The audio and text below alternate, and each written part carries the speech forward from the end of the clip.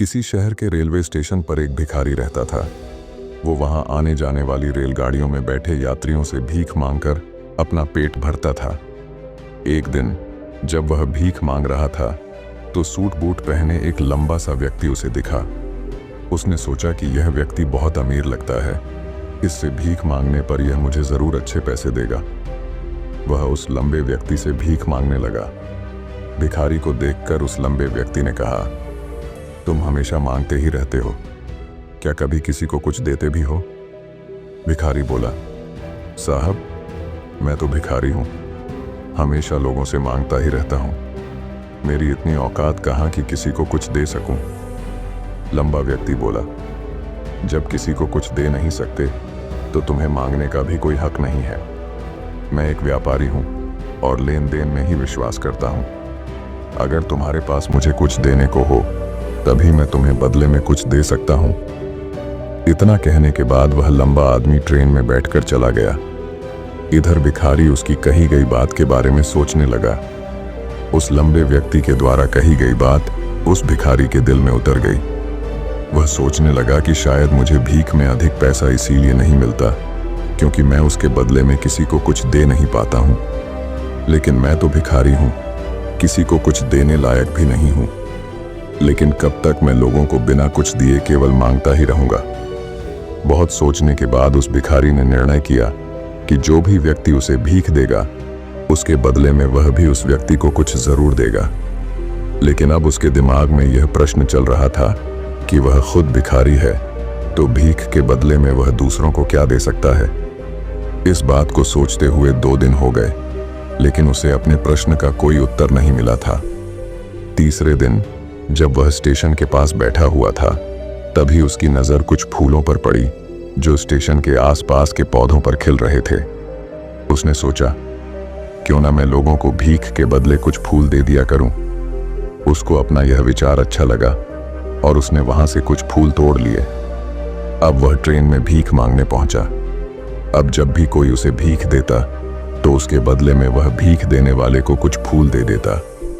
उन फूलों को लोग खुश होकर अपने पास रख लेते थे। अब भिखारी रोज फूल तोड़ता और भीख के बदले में उन फूलों को लोगों में बांट देता था। कुछ ही दिनों में उसने महसूस किया कि अब उसे बहुत अधिक लोग भीख देने लगे हैं। वह स्टेशन के पास के सभी फूलों को तोड़ लाता था। जब तक उसके पास फूल रहते थे तब तक उसे बहुत से लोग भीख देते थे, लेकिन जब फूल बांटते बांटते खत्म हो जाते तो उसे भीख भी नहीं मिलती थी। अब रोज ऐसा ही चलता रहा। एक दिन जब वह भीख मांग रहा था तो उसने देखा कि वही लंबा व्यक्ति ट्रेन में बैठा है जिसकी वजह से उसे भीख के बदले फूल देने की प्रेरणा मिली थी। वह तुरंत उस व्यक्ति के पास पहुंच गया और भीख मांगते हुए बोला, आज मेरे पास आपको देने के लिए कुछ फूल हैं, आप मुझे भीख दीजिए तो बदले में मैं आपको कुछ फूल दूंगा। उस लंबे व्यक्ति ने उसे भीख के रूप में कुछ पैसे दे दिए और भिखारी ने कुछ फूल उसे दे दिए। उस लंबे व्यक्ति को यह बात बहुत पसंद आई। वह बोला, वाह क्या बात है, आज तुम भी मेरी तरह एक व्यापारी बन गए हो। इतना कहकर फूल लेकर वह लंबा व्यक्ति अपने स्टेशन पर उतर गया।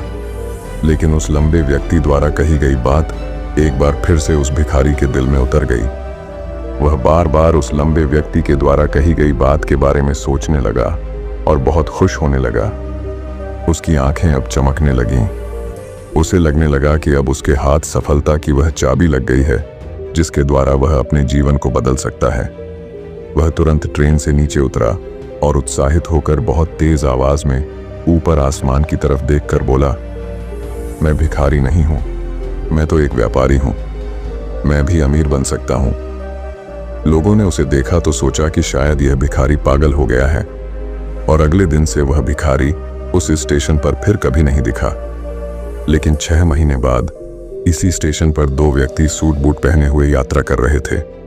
दोनों ने एक दूसरे को देखा तो उनमें से एक ने दूसरे से हाथ मिलाया और कहा, क्या आपने मुझे पहचाना? दूसरा व्यक्ति बोला, नहीं, क्योंकि मेरे हिसाब से हम लोग पहली बार मिल रहे हैं।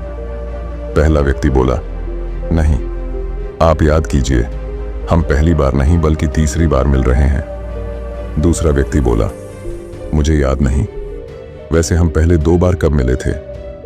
अब पहला व्यक्ति मुस्कुराया और बोला, हम पहले भी 2 बार इसी ट्रेन में मिले थे। मैं वही भिखारी हूँ जिसको आपने पहली मुलाकात में बताया कि मुझे जीवन में क्या करना चाहिए, और दूसरी मुलाकात में बताया कि मैं वास्तव में कौन हूँ। दूसरा व्यक्ति मुस्कुराया और अचंभित होते हुए बोला, ओह, याद आया, तुम वही भिखारी हो जिसे मैंने एक बार भीख देने से मना कर दिया था और दूसरी बार मैंने तुमसे कुछ फूल खरीदे थे। लेकिन आज तुम ये सूट बूट में कहाँ जा रहे हो और आजकल क्या कर रहे हो? तब पहला व्यक्ति बोला, हाँ, मैं वही भिखारी हूँ, लेकिन आज मैं फूलों का एक बहुत बड़ा व्यापारी हूँ और इसी व्यापार के काम से ही दूसरे शहर जा रहा हूँ।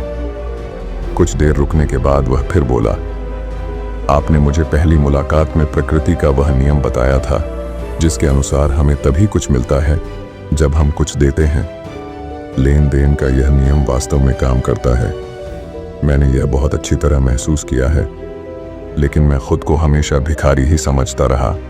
इससे ऊपर उठकर मैंने कभी सोचा ही नहीं।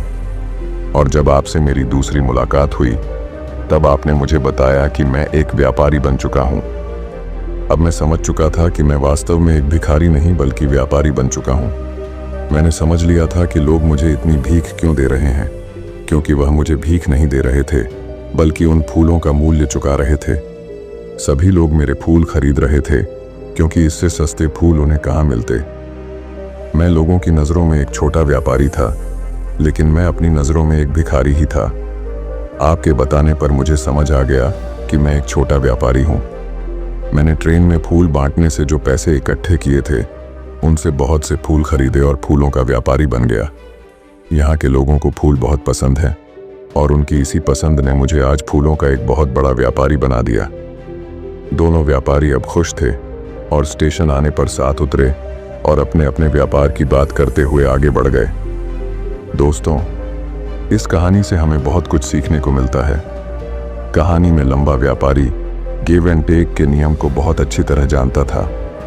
दुनिया के सभी बड़े व्यापारी इसी जीवन के नियम का उपयोग करके सफल हुए हैं। इस फॉर्मूले को उसने भिखारी को भी बताया। भिखारी ने इस प्राकृतिक नियम को अपना लिया और इसका असर उसके जीवन में साफ दिखाई देने लगा। उसने अपनी सोच बदली और उसकी जिंदगी बदल गई। यह कहानी हमें बताती है कि हम यदि अपनी सोच बदल लें तो कुछ भी हासिल किया जा सकता है।